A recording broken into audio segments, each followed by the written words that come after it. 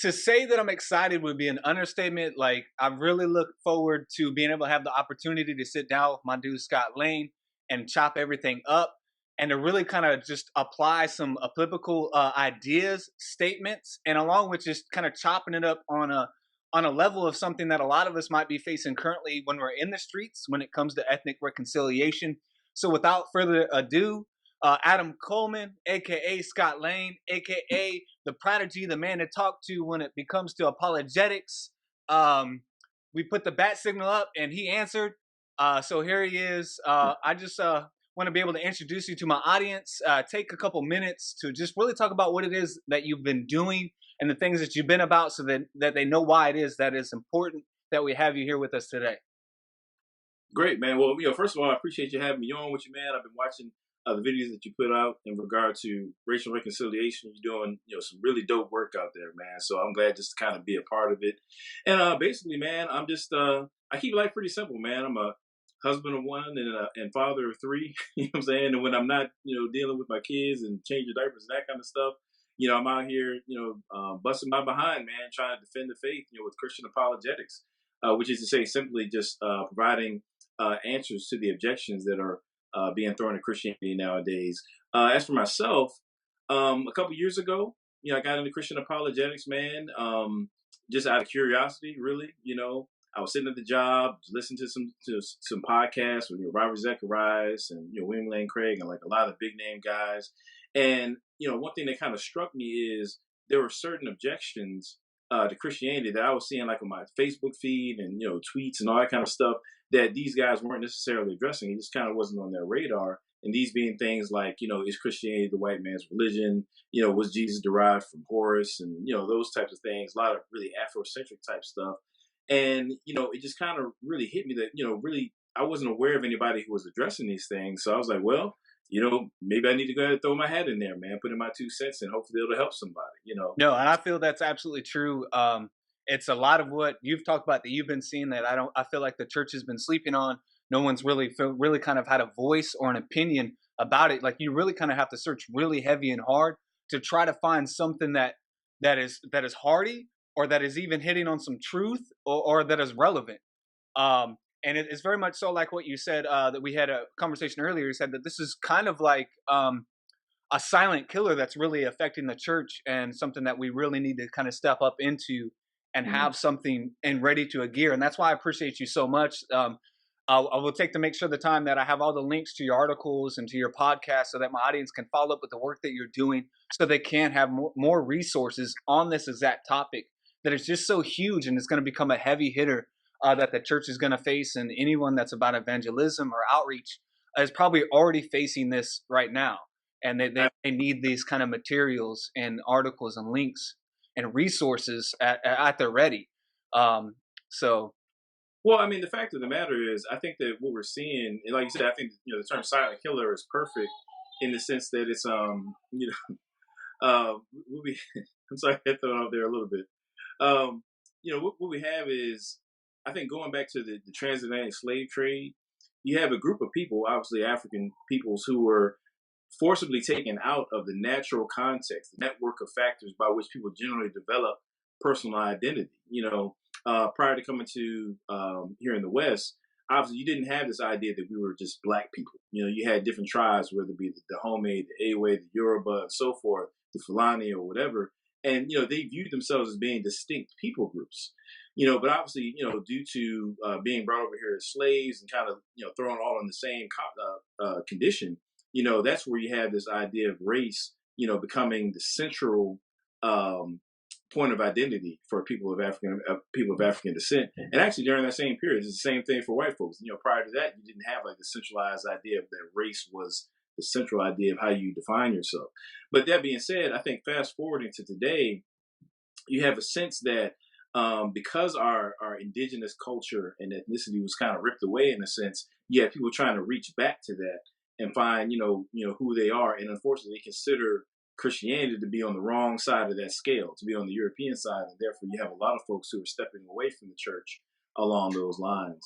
So it's just, it's an uphill battle, man. I mean, right now, a lot of folks are getting into the Egyptian religions, and Hebrew Israelites are really big. more scientists. You have a lot of these groups who are competing for people's attention and drawing folks, siphoning folks away from the church. And if we don't step up to the plate, then I do believe that you're going to continue to see individuals walking away from Christ, or not even coming to Christ in the first place because they view this ethnic issue as being a barrier.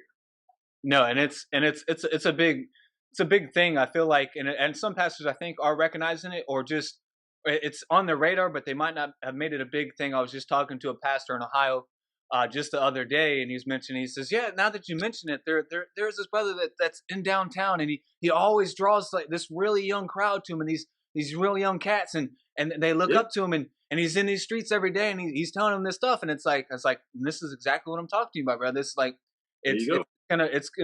it can really have a snowball effect if we're not careful, and we're gonna find ourselves sitting at tables having a discussion and be really dumbfounded because we're not gonna have an answer.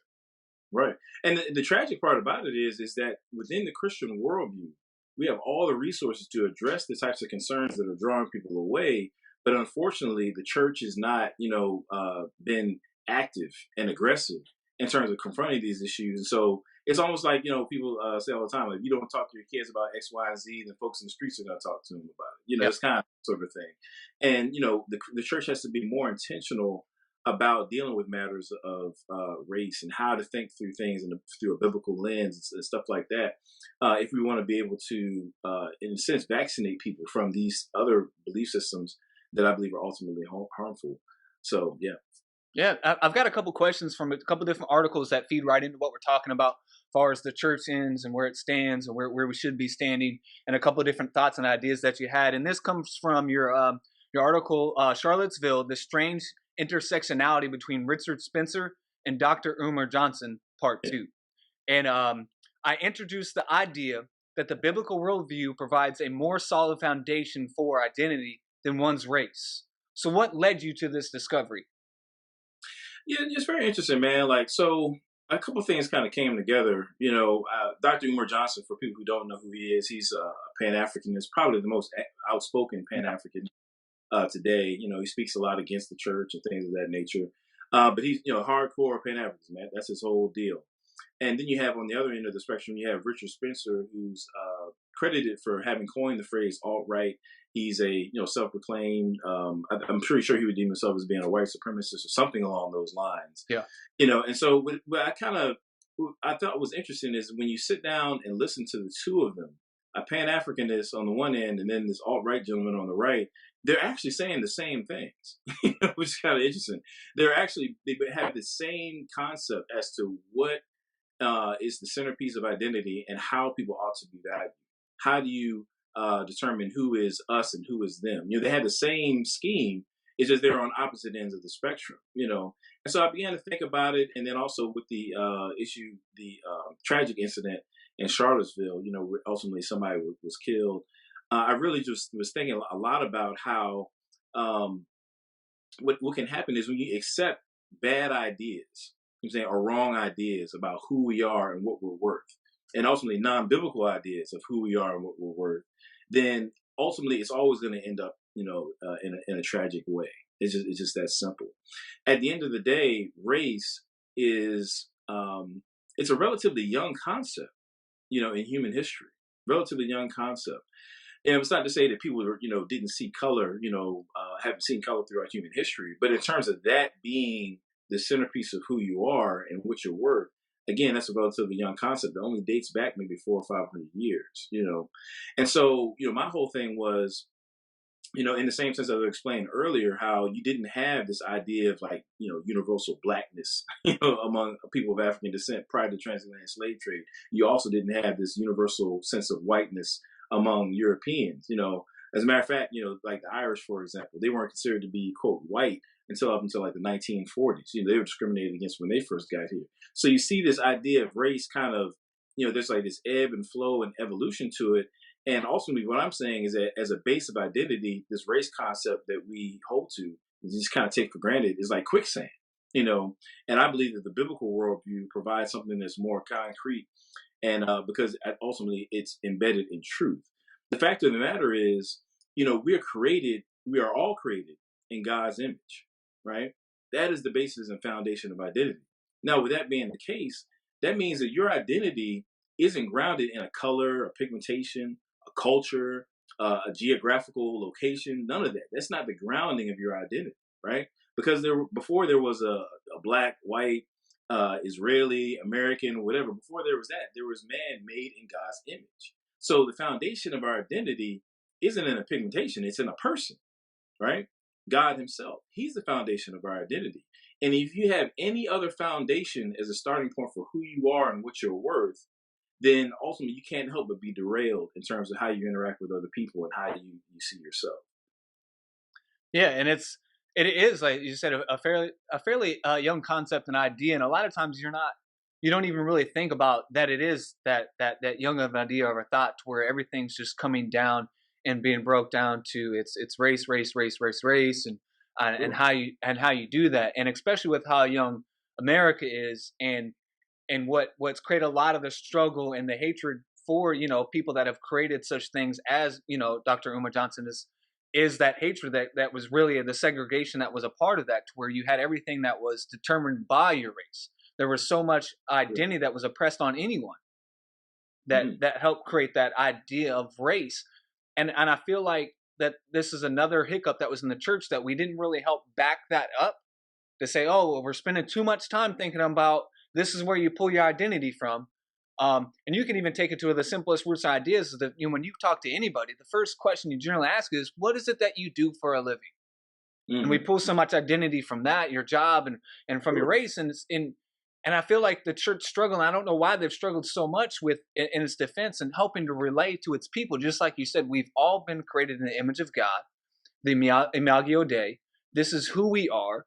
So also, why is it you think the churches struggle with this concept and idea to really kind of help seed into its people that if you run into someone, anyone, they are created in the image of God, whether they proclaim themselves a Christian or not, they're still created in the image of God.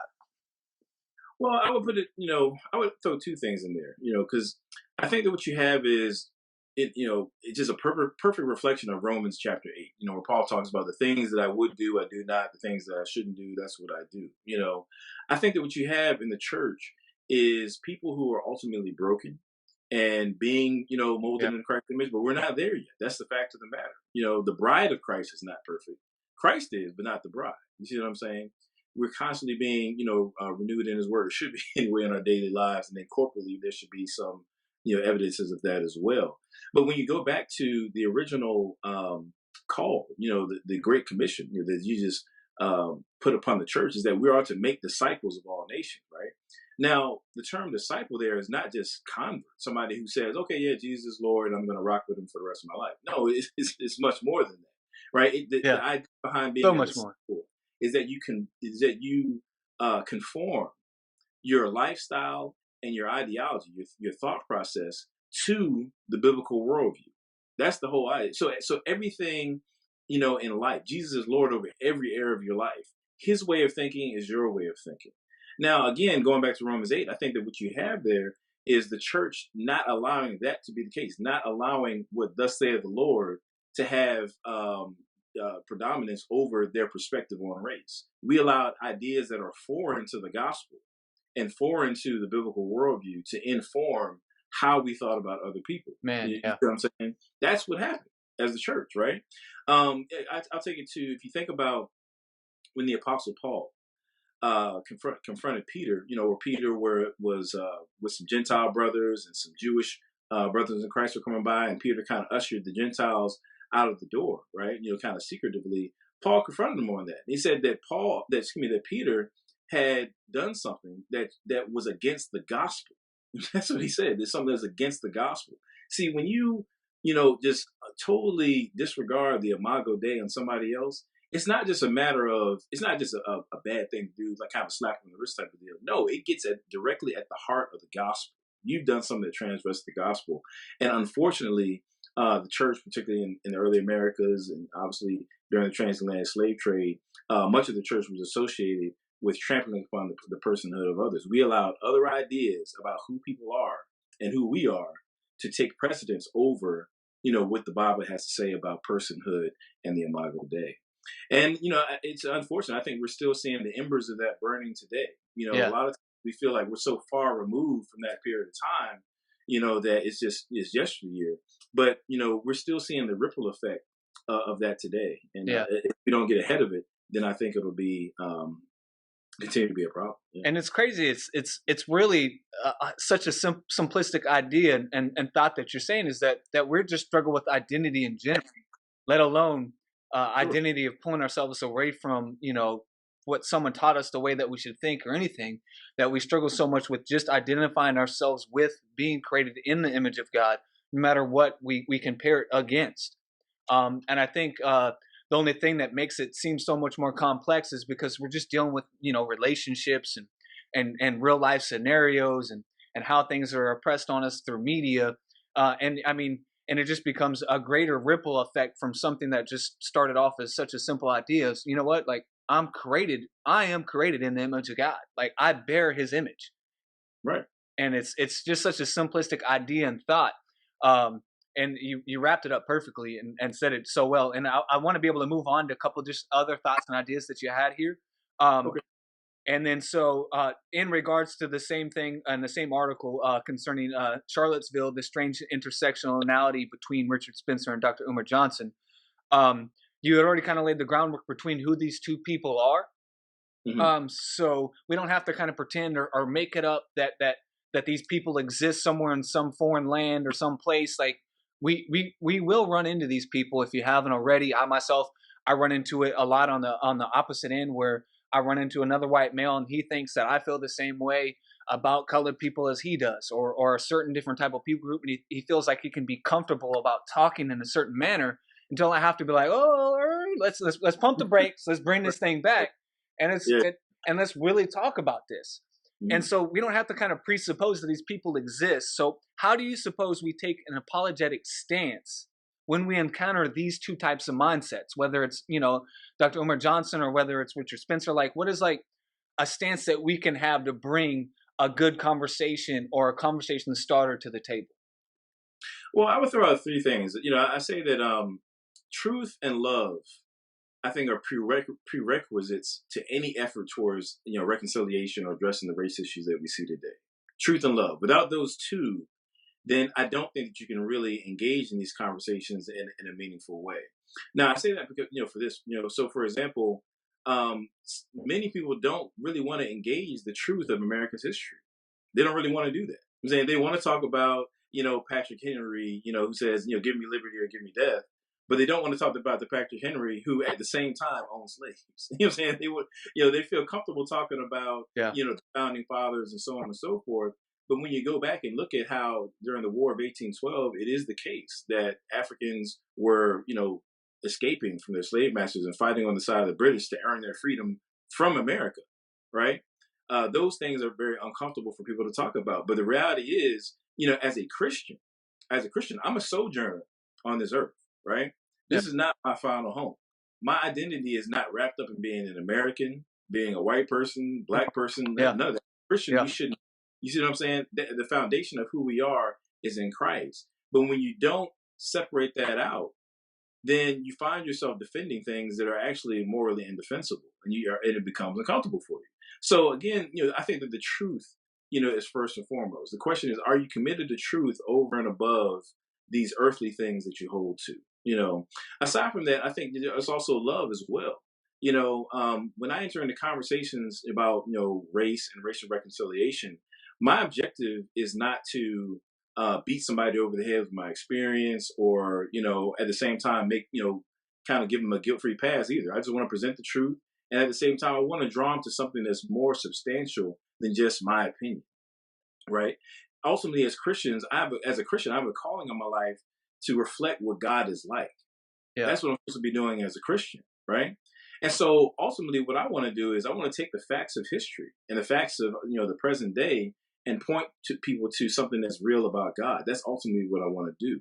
Now, if that's my objective, in having this conversation with somebody who's across the aisle, so to speak, then I'm going to be more likely to, have a positive outcome than if I just go into it, trying to combat with somebody. So many times people are so um, they're more interested in getting their point across, Mm. right, than getting God's point across. They want to say, well, I'm a conservative, and this is how I believe the world is. And so you liberal black person need to conform to what I think the truth is. And then you have somebody on the other side of the aisle is like, no, I want to make everybody feel such and such a way about my experience and so forth. And I think what happens is they end up talking past each other because they're more so coming from their feelings than gearing the conversation towards truth. And we, as Christians, we just shouldn't do that. Now, with that being said, we can't be afraid to confront. We can't be afraid to confront each other. It's like, man, I think right now, um, unfortunately, you have communities that are separate from one another. They're not in close proximity to one another. Yeah. And because we don't have these valuable conversations, then we find ourselves with misunderstandings and we can't move forward. So again, I would start with, it's all about truth. You have to be more committed to the truth than you are your political persuasion or your ethnic group. You have to be more committed to the truth than, just some sense of nostalgia about how things used to be, here in America or whatever it may be. You have to also be committed to love to where, you can talk with people who you disagree with, and still have a purpose and an agenda for that conversation that's higher than just trying to get something off your chest or get something across. You really want to point their attention toward, things as they really are, the biblical worldview, so that person can benefit. That's really what this is about. Yeah. That makes No, that's good. That's awesome. And I love how like it's well, we build these things up sometimes, but it is a simple way. Love and truth. You're gonna have to know the word if you're gonna want to sit at this table and combat these things that people want to say about the word, and are gonna try to really kind of turn it around to say, well, it says this, and you have to step back and be like, what? No, like it's really, you're really gonna have to make sure that you're staying in it so you can have these conversations, and you can stay up to par with a lot of these arguments, and truly be apologetical about what's being presented, because otherwise, and you're going to be left baffled a lot of times.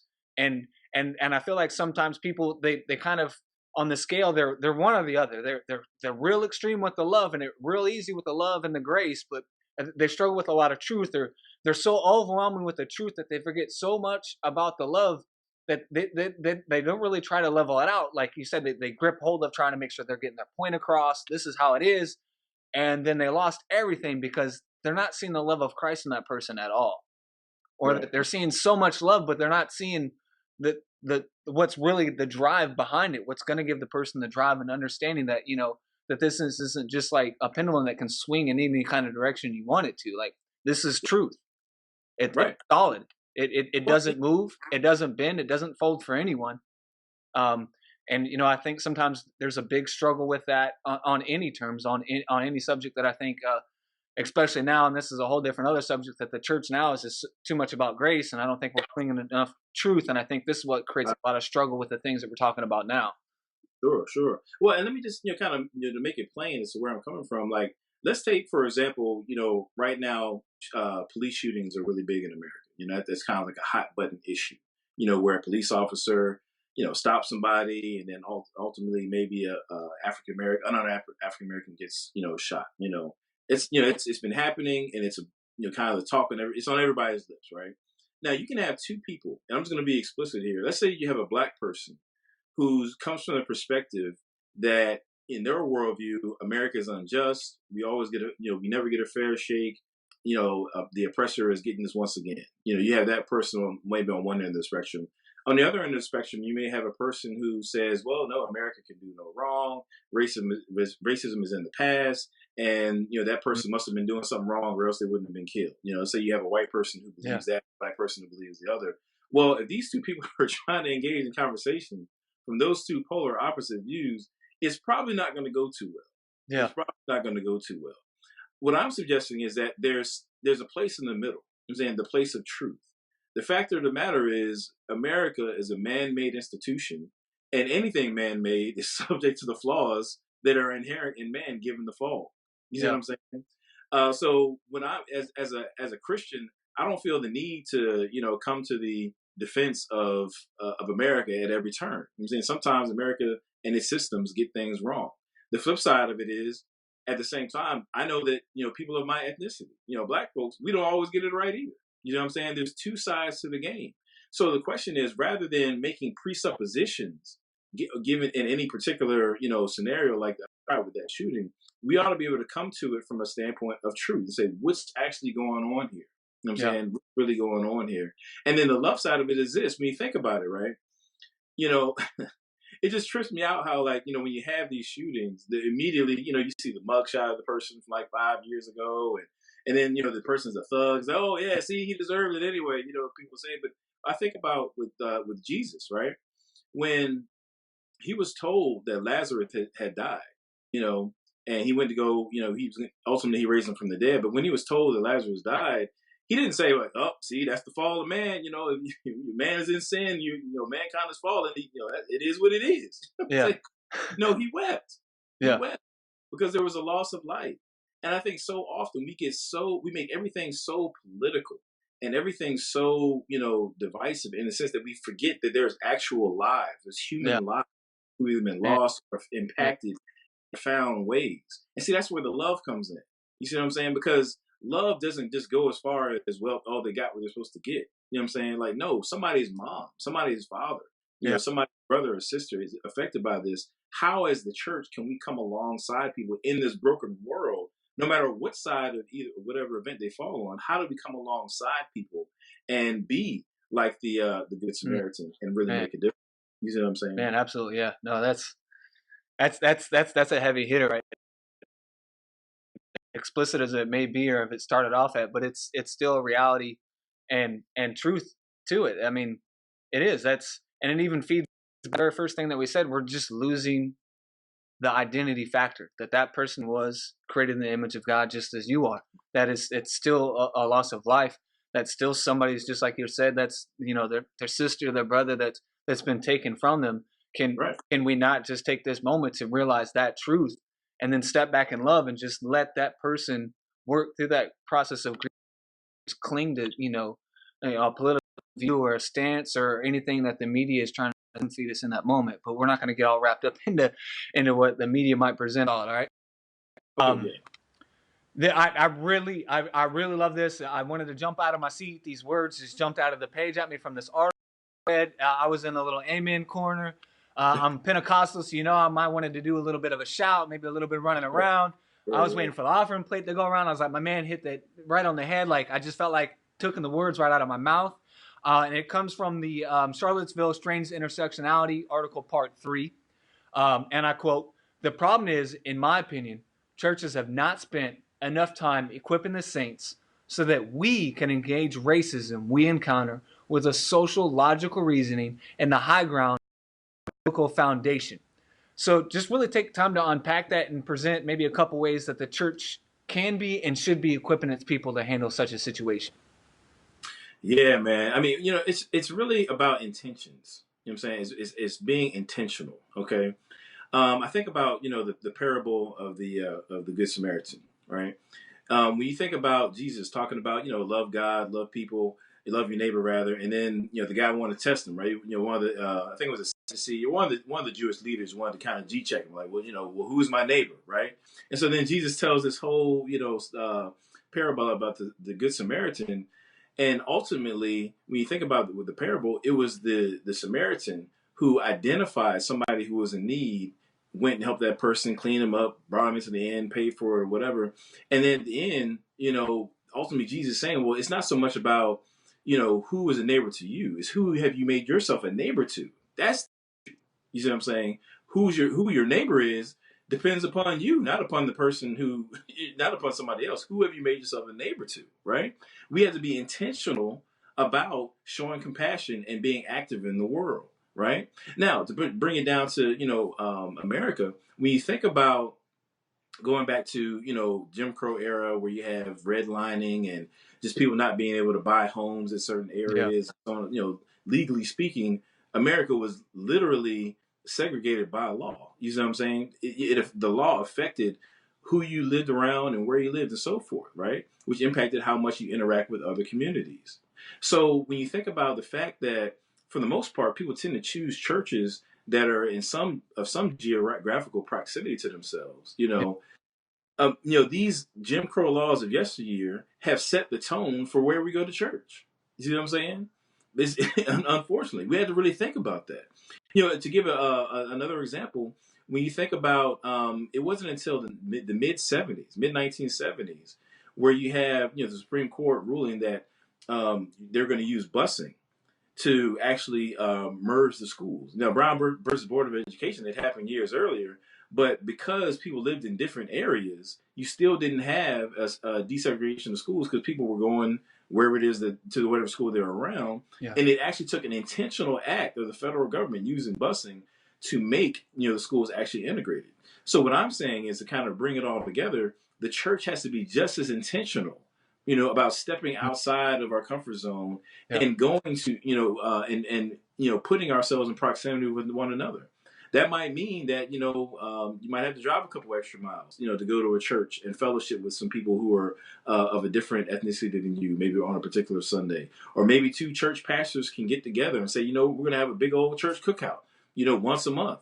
You know what I'm saying? Or maybe once a month I'll preach at your church and you'll preach at mine. We've got to be creative and intentional about really bridging the gap between our communities and being in proximity to one another.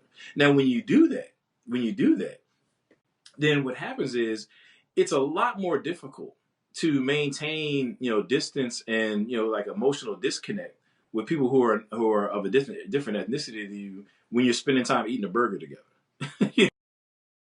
When things are swirling around in society, all this this racialized tension is swirling around society. But on Sunday, you got to sit across from a guy and hand him a hot dog.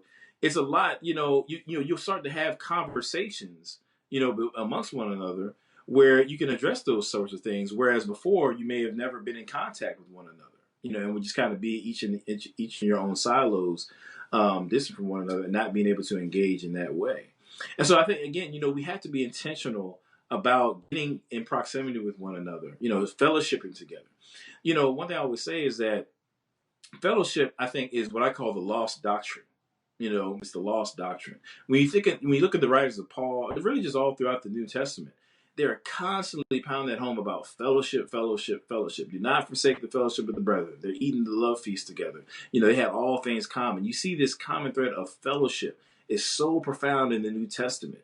And there's a power to fellowship, I think, dissolves the types of schisms and isms that we see, in our broader society. You know what I'm saying? When you're in fellowship with one another, I'm saying, then it makes it really difficult to take sides on some other grounds. When at the end of the day, you got to see that guy, at the next worship session or the next, church cookout or what have you. Yeah.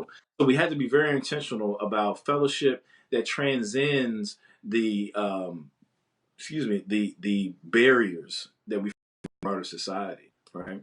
The other thing I would say too is that we have to look at our own spheres of influence. The fact of the matter is, you're going to be around certain people like you were describing earlier who might say certain things to you about race that they probably wouldn't say in my presence, right? Yeah. We have to, as the salt, being the salt of the earth, right? We have to be able to stand up and be truth in those situations. We have to be willing to confront those types of ideas and say, hey, man, I don't get down like that. At your family cookout, well, I'm not going to put it on you, but let's say that, you're hanging around some folks, some white folks, and they start talking about, using dropping bombs or whatever it may be, in that circle of influence, you have an opportunity to address racism in an area that, in a sphere that I wouldn't. You know what I'm saying? And on my side of the fence, maybe somebody be like, man, white people are crazy. You know what I'm saying? All of them is racist and so on and so forth. In my end, I can promote the Imago Dei and Yeah. speak to those types of issues. We have to understand that within our sphere of influence, there's a calling upon us to be like Christ, to show people what Christ is like, and to spread His truth in whatever manner that we can, to be the light that's set on the hill. And if we can do that, then we will have a more profound impact than if we just, again, stay on our silos or stay quiet in the face of the types of things that God really detests. Um, yeah, I would even take it. I'm agreeing with everything that you're saying. Being intentional. I think it definitely starts with being intentional. And and I've talked with pastors, and they've told me the same thing. I want people. I don't want it just to be a saying that when people come to church, say, we're multicultural. We're multi-ethnical, and we're all this stuff. And people take a look around and they're not seeing it. Like, I want them to know that we have that our intentions behind it. And I'd even take it a step further between you saying, swap pulpits, or, you preach here, I preach there. I outright told this pastor, I said, intentionality can be a crazy thing. I said, I would even take it further. If you are truly trying to be an integrated church, that when you are hiring staff, that you should pick somebody outside of your normal circle that you would pick. And the problem is that we run into a lot of churches that are just very one-sided, is because, as you had mentioned before, we're stuck in this segregation that started so long ago, and a lot of people follow with it. And to kind of shed some light on that, the housing segregation was a very real thing. If you were a certain type of person, you could not buy a house in a certain community. It was just not going to happen for you at all. Right. And so we're still feeling the ripples effect to that, and we're still feeling that even within our own social circle. So you have your social circle as a white pastor, if you will, and you reach out to other pastors in your white pastor circle for candidates for a position. You're going to receive probably that majority back. I told this pastor that if you really want to be intentional, then you should probably think about hiring somebody that is not like you. Reach outside of that social circle, be that intentional, say, you know what? Yes, he might be that qualified, but I know that someone that is not like me is just as qualified to take this position, that will reach into my community and that will speak to my congregation, that says, you know what? They're backing up what they're saying by having someone on staff that fits the bill of what they're talking about. Well, and you know what? And I'll take it like this. I think part of the reason why you have leadership and just churches in general not being as intentional as they ought to be, not being as radically against racism and this racial schism as they ought to be, is because they don't really have an appreciation for what we're really dealing with. And here's what I mean by that. Okay, when you think back to the Garden of Eden, right? Adam and Eve, they sin, and you have the fall of man. One of the first things to go was this social order that God created man created for man. I'm saying God is triune. You know what I'm saying? And he's eternally social. You know what I'm saying? But within himself, and he's created us in his image such that we reflect that aspect. We're social beings. And one of the first things you see, in the fall of man is that social divide. Because what happened, when God comes to confront Adam, first thing he said, yo, it was an old girl that you gave me. It was that woman. You gotta look at her. It's like, Yeah. she's like, fam, we was riding together. You know what I'm saying? But all of a sudden, you know what I'm saying? It's like this divide, right? You see that divide between the two. Now, I'm kind of being funny here, but I said that to Yeah. say is that what I call otherism, this idea of being other, it's kind of this us versus them type of a thing, is a result of the fall, right? And it's just manifested in various different ways all throughout human history. It's been, Roman versus Greek, or Hutu versus Tutsi, Chinese versus Tibetan. It takes different forms, but in America, it's primarily been black versus white. And this goes back to what I was saying before, is that people don't really understand that in the colonial period and early America, one of the main justifications for slavery that people use is that they had this conviction that black people were not human, or at best we're like in a race of like adult children or something like that need to be cared for by the white races. This is what people actually believe. I don't like black people, or maybe it's emotional. I hate black people. But back then, it was this concrete belief that no, black people are not equal. They are not human. And so, even amongst some of the with the white churches, even amongst some of the white abolitionists, some of them were against slavery, but even they didn't necessarily believe that black people were equal. You see what I'm saying? It was this assault on personhood, that really gets at, again, it goes all the way back to the fall of man. So I said that to say, if you understand that this division that we're seeing in your church, you know what I'm saying, or this one-sidedness that we're seeing in your church is a result of sin and the fall of man, then you're going to be more intentional about dealing with it. It would be like having a marriage and saying, okay, well, one spouse can cheat on the other. It's not that big a deal. No, obviously we can't have adultery. You know what I'm saying, in our marriage if we want this marriage to work. You know what I'm saying? In the same way, again, that one-sidedness in your church, that racial division in your church, that that right there comes from the fall of man. It is derived from sin, and we have to be intentional about rooting it out. It has no place among the brethren. Yeah. No, and all this stuff, even the intentionality and what you mentioned, and it's very simplistic stuff where, sharing the pulpit and going over here, are willing to take that extra trip to be able to put yourself outside of your normal comfort zone of a church that you might normally attend is all it. We'll build it up. Yes, there might be a lot of anxiety within you thinking, I don't know how this is going to go. But I promise you, once you do it, it's not going to be near as bad as you think it's going to be. I can, for instance, mention there's this church in North Carolina that did that when I pastored in North Carolina for several years. That they did that. They had swapped pulpits, and it had become such a big deal to the community. They were featured in the newspaper and everything like that. And it was such a big warm response to where they might have felt like, man, I'm not sure how this is going to go. Yeah. But they saw how like people responded to it, and it really turned out to be a thing that they do annually and a thing that they do continually. And I just think that's awesome. But I also think it's sad at the same time that it became such a big deal that people are like, the churches are doing what? And it's like, man, like we're all a part of the same body. Christ is the head of all of us. There is no variation or difference. And I look forward to the days when we see it like how it started with like the Azusa Street revival with Seymour. Mm-hmm. That was a very interracial community Mm-hmm. that started something crazy in just a church with a dirt floor that has branched off to so many different denominations, whether it's Church of God or Assemblies of God, that branched off to be something so beautiful and so pure, and it was something that was happening then, and what we're still struggling to do the basics. I feel like the everything Sure. that we said is so simple to do, So and simple. we built it up, and it's been done before, man. But we're still just the church. I feel like again and again is sleeping on it, and Well, let me say like this. everything else, culture is ahead of us in a lot of steps, and a lot of secularism is ahead of us in a lot of steps. And I think we need to be ahead of them on steps on this, if nothing else.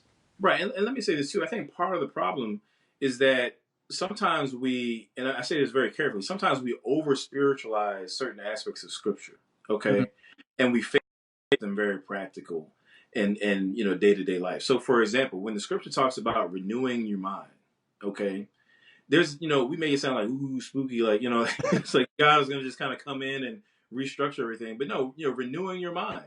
Do not be conformed to this world, but be ye transformed by the renewing of your mind. Now, in practical terms, what that means is when I'm sitting down watching television, right, and certain ideas are being projected about white people, and certain ideas are being projected about black people and Asians or whomever else, these ideas, right? I'm going to be renewed in my mind, you know what I'm saying? So that I see people through the God's lens, not the Yeah, lens that's created by the media. You see what I'm saying? Because if you watch BET, you're going to think that, all black people are riding around, shooting each other and lazy and not well to work. I mean, you're going to think all sorts of things, right?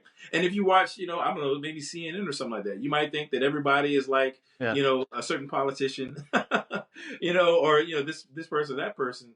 And what happens is we start interacting with each other based upon the caricatures that the media creates, yeah, rather than seeing people for who they are, ultimately through the biblical worldview, and then looking at people as individuals and dealing with them as is. We've got to renew our mind. You know what I'm yeah. saying? Either you're Good. going to be conformed to the CNN version of who people are and what people groups are like, or you're going to be conformed to the biblical view as people, who we really are and what people are like. Man, all this has been, man, if those of you that have been following along and rocking with us this whole thing and like through this whole series, like this has been real heavy hitting stuff. This has been we could continue to go on, but I think these were just like the basic principles of things that I wanted to be able to relay and convey.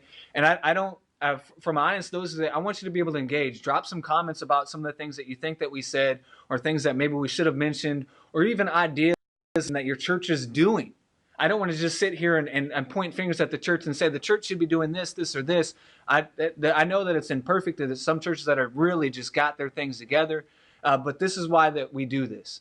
So drop Mhm. a couple comments. I'm going to leave all the articles and all the links to his podcast and all the different other things that Scott Lane is really plugged into, so that you can follow along with the ministry and the things that he's doing. Because I'm telling you right now, you don't want to sleep on this cat. Like he's really just pushing this thing.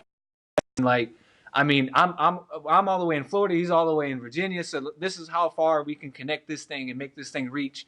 So don't make this just like a monologue slash dialogue between me and him right here, right now. Throw some comments out there. Tell us what you think, or different ideas that you had. Tell us what you even disagreed with. I mean, I ain't got no problem with that. Like we just all in and love. We'll sit down and take the time to talk with you about it. You know what I'm saying? But man, Scott Lane, I appreciate it so much, man. Hey man, Um, I keep calling you Scott Lane. That's all I ever know you as from when you used to drop right, all that right. CHH, that Christian hip hop my way in Yeah, North yeah. Carolina. But man, I definitely appreciate you. I see you doing your thing, man. So I'm like, I tip my hat to you. Hey And I man, appreciate your time, man, for sure, man. This thing has been awesome. Um, and man, I just can't wait to see what's in the future in store for you, man, and the things that the church is going to be doing, be able to for community wide, man. So hey man, I appreciate you having me, bro. Definitely would encourage people to check me out. True ID Podcast. It's TRUID podcast.com. Also available on iTunes. I got the King Talks podcast. I write blogs for Free Thinking Ministries. Shout out to my people with the Shield Squad, with the Mentionables crew, Free Thinking Ministries, King Movement, all that. And again, I'm thankful just for being on here, man. And I hope people were blessed by it. And yeah, get at me. If I said something that offended you, get at me. If I said something you agree with, get at me. yeah, I'm always open to talk. So it's all good. yeah, man. That's what's up, man. I appreciate you, man.